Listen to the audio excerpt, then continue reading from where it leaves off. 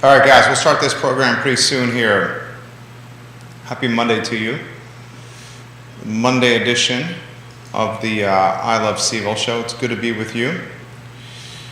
Things are upbeat and hopeful and positive and full of zest here in Charlottesville and in Central Virginia. Very excited about that, as I know many of you are as well.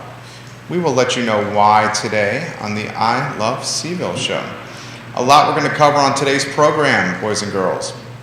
Give the show a like and a share anywhere you are watching. Anywhere you are watching, hit that like button and share the show for us. We work hard for you. The only thing we ask in return is you liking and sharing the show and engaging with our content. That would mean the world to us. So much we're going to cover today on the program.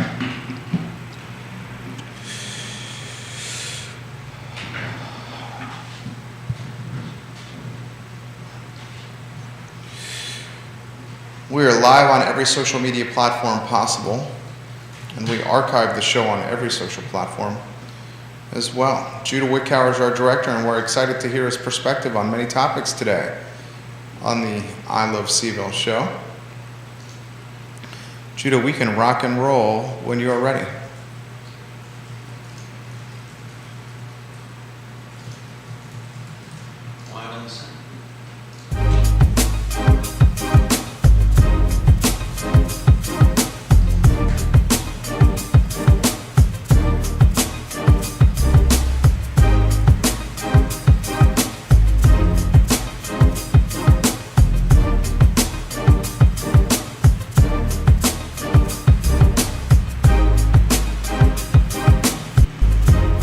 Guys, welcome to the I Love CVille show. It's Monday afternoon. Thank you kindly for joining us. We are live in Charlottesville, the Commonwealth country and the world on the I Love CVille network, presented by Skooma Boutique Dispensary, the best dispensary in Charlottesville. Skooma Boutique Dispensary, located next to Rapture on the downtown mall. We also give some friendly props, applause, and attention to Scott Wagner of Scott Wagner Integrated Medicine for being a part of the show. Scott Wagner of Scott Wagner Integrated Medicine, and our friends at IMBS Medical Billing Services. A lot to cover on today's program, ladies and gentlemen. England has lifted all COVID restrictions. That's a hot topic today. We have a new restaurant coming to the downtown mall called Botanical. We'll give you the nitty-gritty of that restaurant as we welcome the restaurateur, the owner of the brand, to the program on Friday. We will also talk about some closures of restaurants in Charlottesville and around Albemarle County. One of the restaurants that closed, Rocket Coffee on West Main, the owner, Scott Link, will join us on the show next week. So we're seeing a changing of the guard for restaurants in this community, and we'll discuss some of those today. We also want to highlight Virginia basketball as they make a late season push to potentially in NCAA men's basketball, college basketball tournament appearance. I think the Wahoos still have a hell of a lot of work left to do. Early season losses to Navy and JMU do not bolster their record or resume.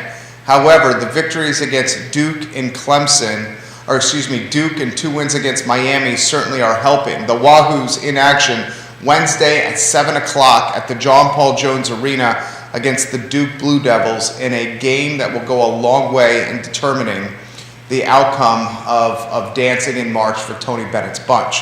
Carol Thorpe, hello and welcome to the program. Queen of Jack Jewett, thank you kindly for joining us. Scott Aaronworth, the King of Virginia Beach, hello and welcome to the show. Thank you for joining us, Scott Aaronworth. Johnny Ornalis, Bill McKenzie, Jason Howard, hello and welcome to the show. If you guys have a topic you'd like to see discussed, please put it in the feed and I will relay it live on air. We had a fantastic edition of Real Talk with Keith Smith and myself and Judah Wickower earlier today. That show archived on I Love CVille. Some of the topics and trends from that show we will cover today on this program. The lead, undoubtedly, and we'll get Judah Wickower here in a matter of moments, is England lifting COVID restrictions. I cannot emphasize this storyline enough. Prime Minister Boris Johnson has lifted all remaining COVID restrictions in England. He made that announcement today. Physicians in England have expressed some concern, but Boris Johnson has said it's time for citizens in our country to go and live their lives as they see fit.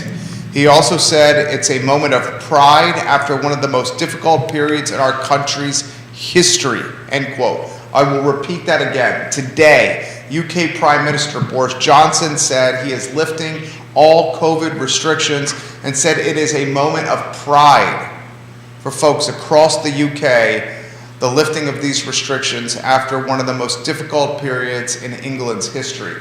On this network, 1 month ago, we used the word endemic. We said we're following what countries in Europe are doing. The United States is about a month behind them. We saw how heads of countries were lifting restrictions and mitigation strategies and mandates, saying it's time to move on. They referenced vaccinations, natural immunity. They referenced the mitigation strategies far outweighing the risk of the pandemic at this point. America's going to follow suit very soon thereafter.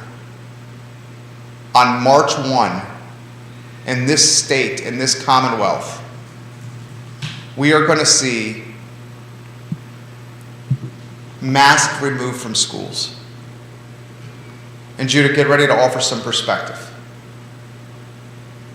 As masks get removed from schools, from a mandated standpoint, parents are going to start getting more and more comfortable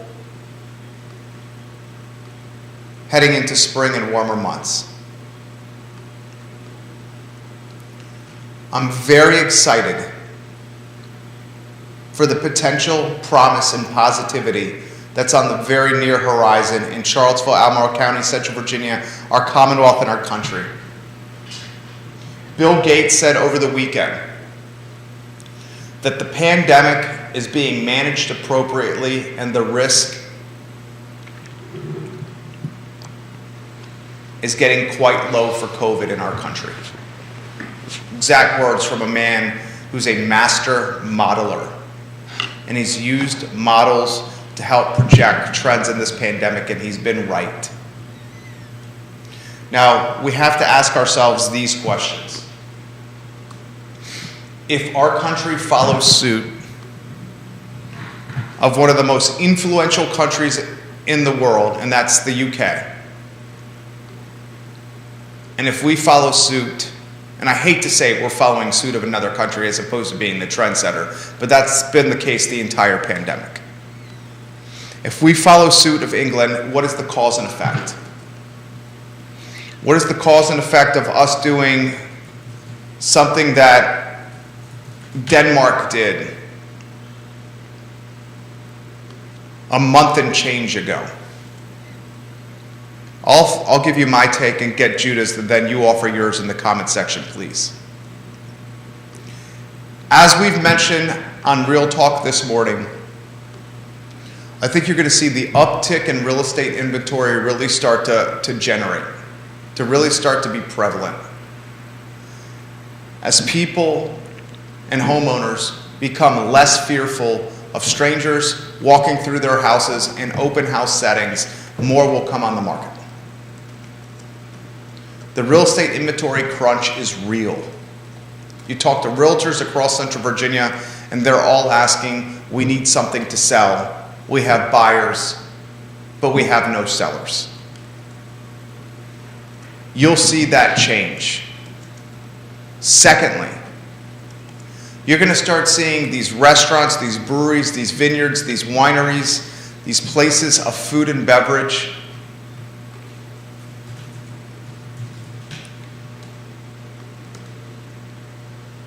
uptick in business even more. We went to Three Notch yesterday for lunch, Guadalajara, or Three Notch Saturday for lunch, Guadalajara yesterday for lunch. The previous week, we went to South Street Brewery for lunch. We've gone to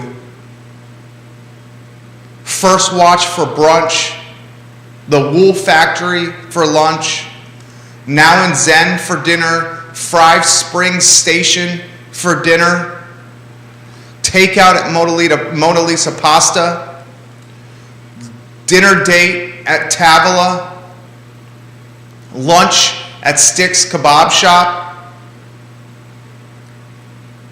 wine and hors d'oeuvres at Mary Mill Farm and Vineyard. And here are a couple trends that I can relay to you from these experiences with my family. Each day, week, and weekend that goes by, I'm seeing more and more people in restaurants around this community. To the point where Saturday at Three Notch Brewing Company, every single table was taken and there was a wait at the hostess stand. Guadalajara on Sunday, very similar trend. People eating inside in close confines to people that they do not know, enjoying life, having beers, wine, and awesome locally sourced and served food.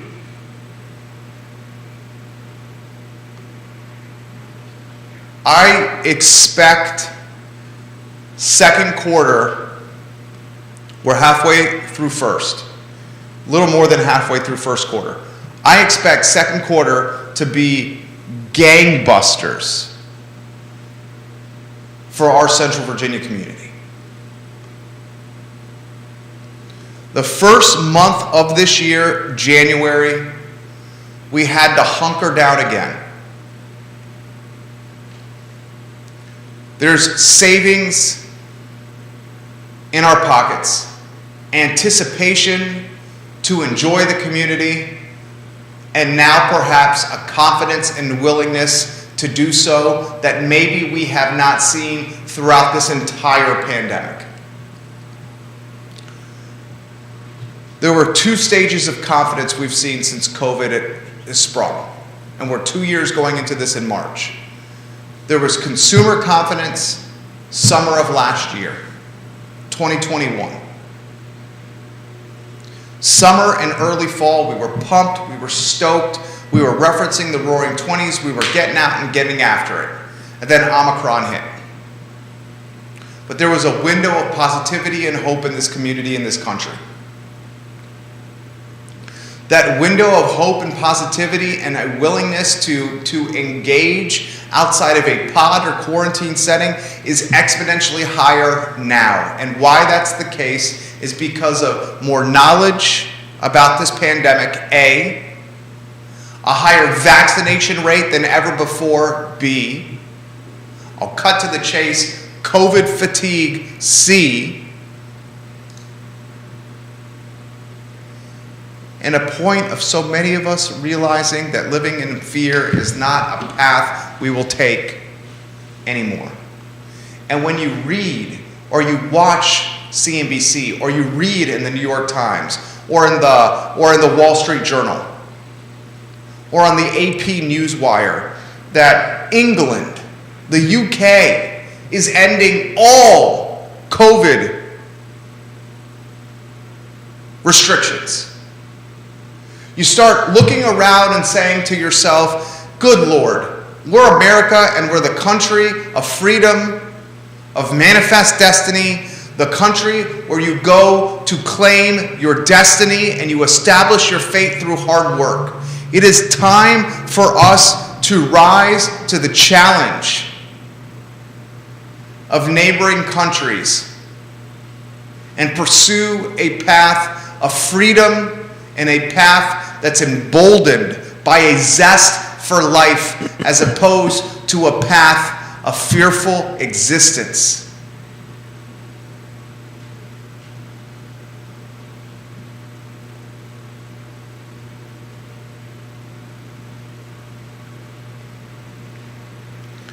The data is there. Vaccinations are available. Masking is an option.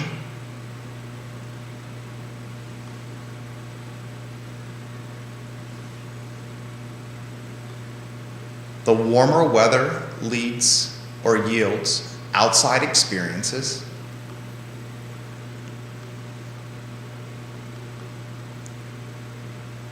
Two years of evidence suggests clearly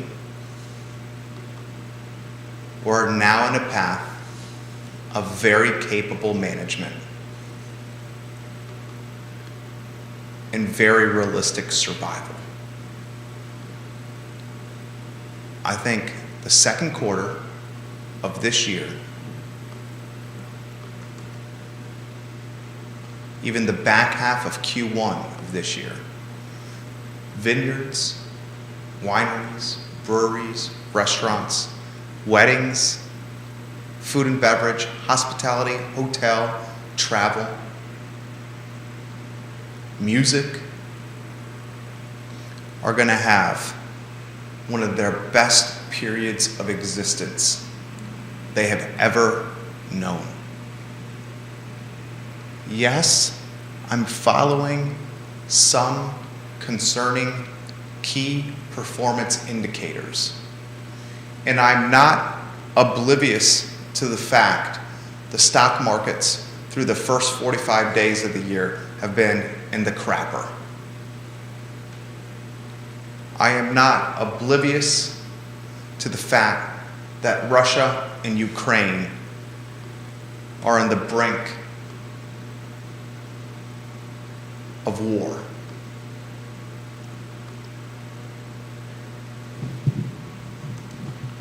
Despite those KPIs, I'm incredibly bullish and positive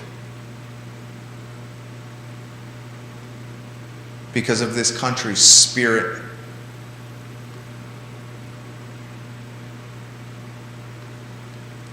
for pursuit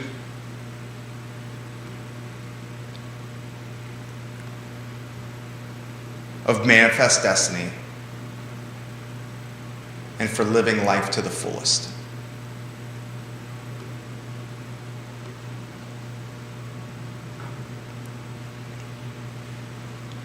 There's a show I've been watching lately. It's called 1883 on Paramount Plus. Taylor Sheridan, the creator, the same man behind Yellowstone, Sons of Anarchy, and Mayor of Kingstown. And this particular show, 1883, I think is better than all of them. Yes, even Yellowstone. This program chronicles the manifest destiny push of a husband and wife, their 18-year-old daughter, and their 9 or 10-year-old son. They leave Tennessee for land in the West that they can claim and call their own. Sharecroppers in Tennessee making a push across the unsettled nation in the year 1883. They're in this pool or aggregation of wagons led by Sam Elliott's character. In this aggregation or collection of people, you essentially have gypsies from another country that left their home nation because of obscene governmental control. I believe they're from France. They come to the U.S., an unsettled country, looking for freedom and manifest destiny. They deal with bandits, They deal with tornadoes. They deal with Native Americans attempting to control the last pieces of land that they have. They deal with heat, snow, forging and crossing a river. They deal with rattlesnakes, biting horses, and kicking women and mothers off horsebacks to their demise on the ground. They deal with internal strife, demoralization, despair, depression, in a grueling march to what they hope is Oregon, an unsettled area where land is free. And in 1883, in this quest or this path or this pursuit of land and freedom and the unknown,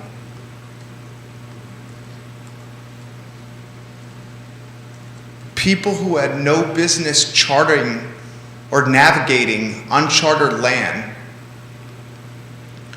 said to themselves, we are not going to live in fear. We're going to pursue a path of our own.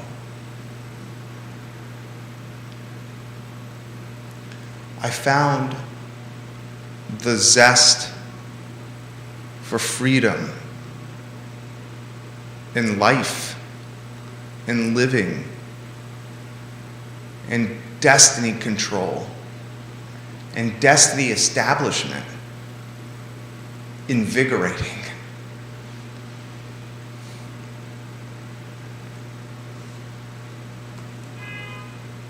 I'm hopeful that we can find a semblance in 2022 of that same hopeful spirit that we are known for.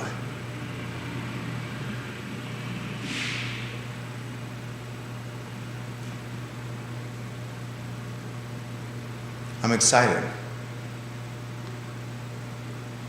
for the near future. I'm excited for the rest of this year, for not only our country, but for Charlottesville and Central Virginia.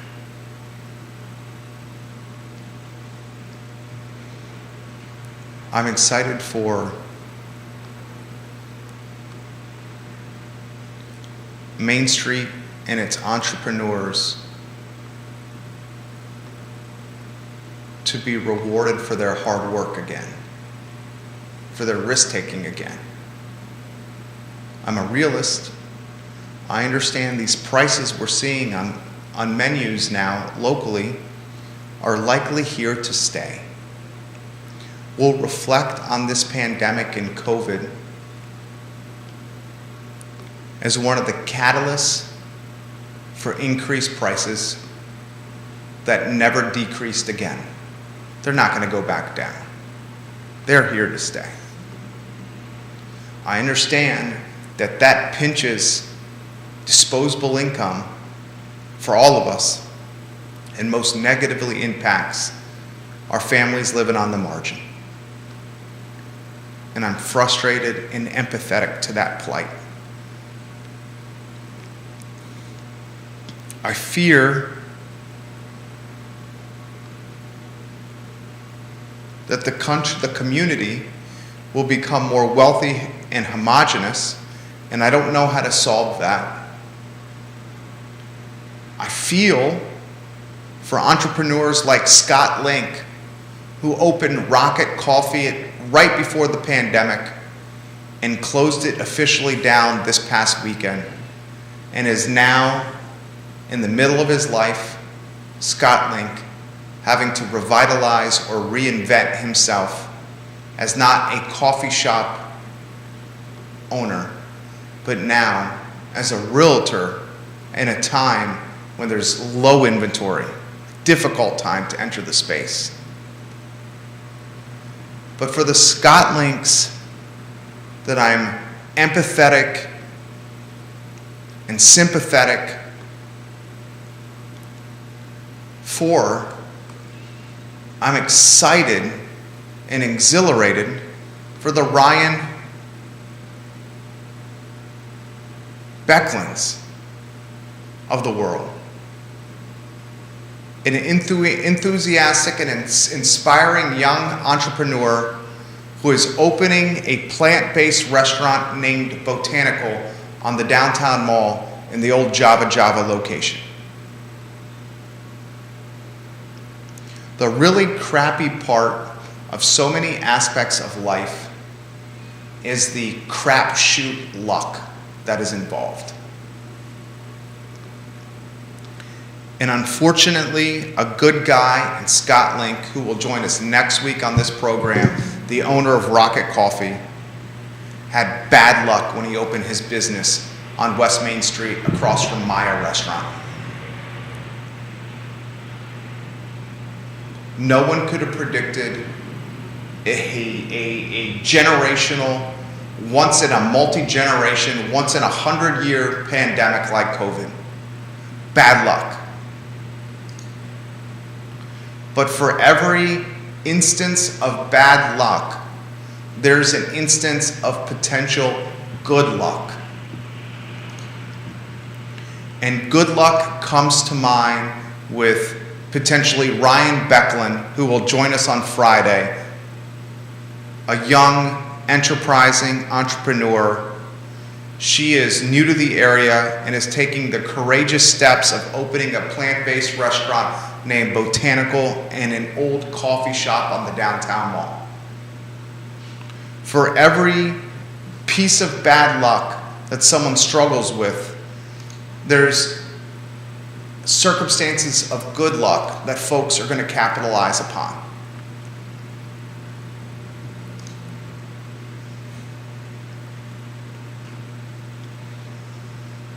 I'm excited.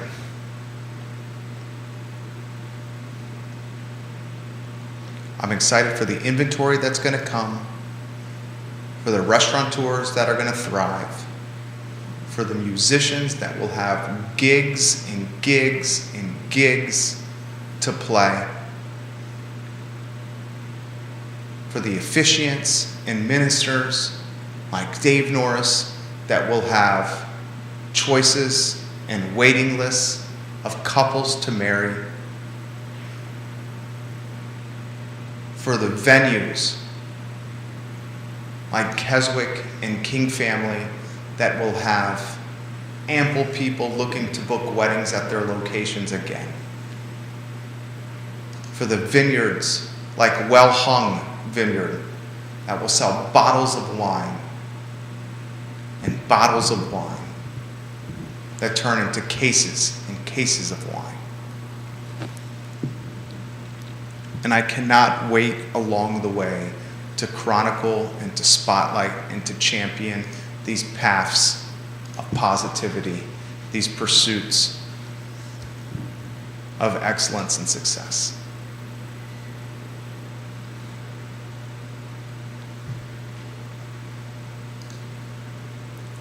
No more of us living afraid to survive or fearful of the unknown. Instead, much more of us embracing a zest of life in the community. That's my message for today.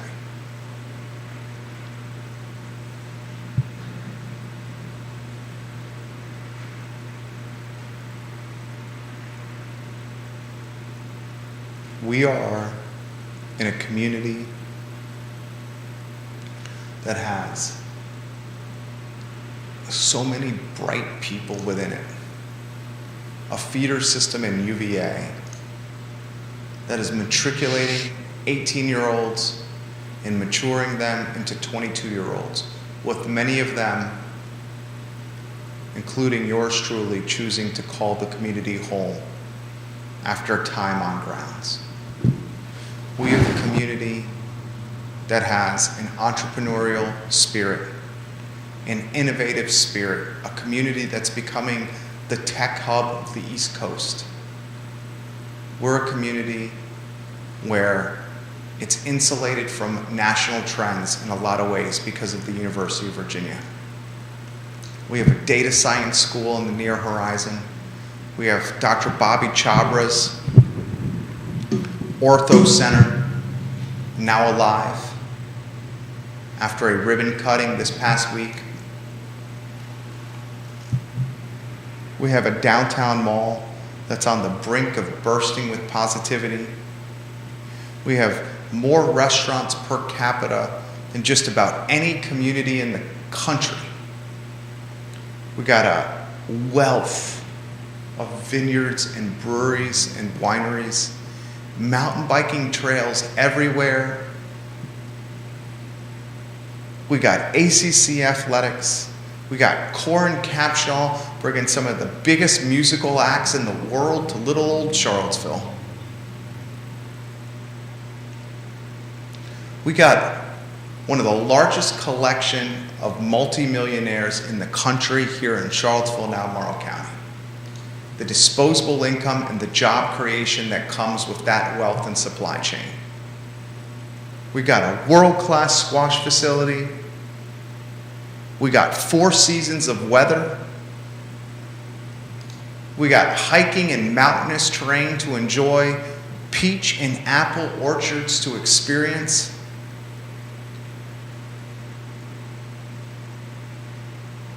We finally got a stable local government. Why don't we revel in those elements? And let's get back to being the trend-setting country we are, as opposed to the country that responds a month to a month and a half behind our peers across the pond. Anything you would like to add to that, Judah Wickower, our fantastic director of this program? That's quite a tall order. You talking about anything you've just said in the last half an hour? Anything particular you'd like my take on? Whatever your take, I'm open-minded to.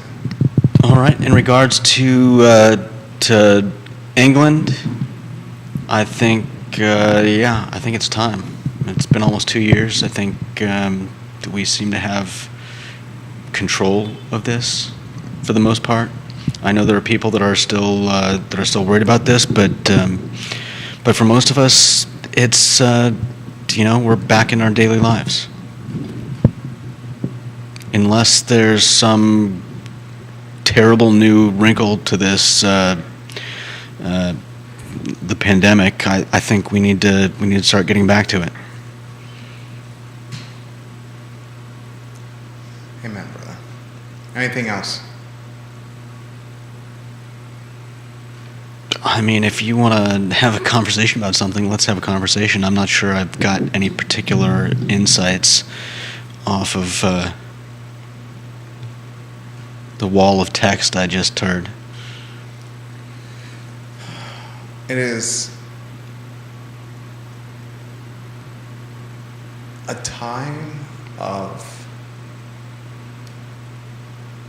contagious hope for me right now. I hear moms and dads saying, I think we got it figured out. Yeah, I can see that. I mean, I think we're getting to a point where, people are ready to get back. People are, like you said, there are businesses that are sadly going under, but there are also businesses that are starting up. For every one that closes, a new one takes its place. I don't know about everyone, but yes, there are. For the majority. There are places opening. we've got I think, at least another month of cold weather coming. But soon upon the heels of that, we'll have spring and then summer. And I think we'll see a lot of people out there. I think we'll see music. Musicians have got to be sick and tired of this. And I can't wait to see them all, coming out and playing gigs and sharing their music with us. And yeah, once it warms up, people are going to be out and about enjoying life. And as we've seen as we saw last summer, the COVID virus tends to, at the very least, subside, or what's the word? Diminish. Yep, diminish. The waves go back out, and if you guys want some hope, just another sliver that you can utilize to motivate. Fridays After 5 is April 15th. April 15th. By my count, we are less than 50 days away from Fridays After 5 in a time when the mall is as vibrant as it ever is. And I will tell you, because many of them are our clients, Fridays After 5 is such an incredible foundation for success for the downtown mall and for Charlottesville in totality. So giddy up and get ready. We are approximately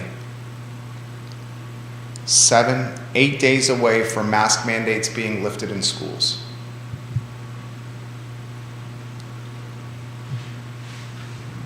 And as mask mandates get lifted, and as children return to educational settings, many of them unmasked,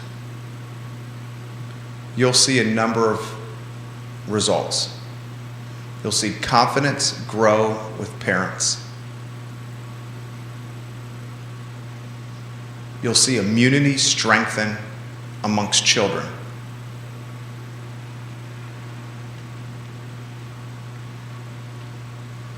And as immunity strengthens amongst children, and as confidence grows with parents, and as those elements collide with warmer weather and drops in cases and hospitalizations, and then you sprinkle in the undoubted factor of COVID fatigue, and you'll see a boom in local economy, quality of life, and we hope a quick resurgence of the educational elements lost during COVID. On Friday, we highlighted how the CDC, without pomp or circumstance, adjusted word counts for kids. 24 months before COVID, 24-month-olds should have said 50 words. Now it's 30-month-olds saying 50 words. 6 months. Additional time to have the same word count. got to manage expectations. The pomp and circumstance that went into all the other brouhaha the CDC has done over the last 2 years, and yet the pomp and circumstance with word count with kids was missing. And that's a pile of Horse hockey? yeah. You and I, on this program in particular, will look to diminish some of the Horse hockey? horse hockey. Is that what we call it? Sure. Horse hockey? Yeah. I'll call it horse hockey. We'll make a pact to diminish or to remove altogether, on this show in particular, some of the terminology we love. That's today's program. It's the Monday edition of the show, one that I hope you will play with your peers, your friends, especially with your friends, your family, your peers, your colleagues that need a glimmer of hope to motivate and to move forward. For Judah, I'm Jerry, and this is the I Love Seville Show.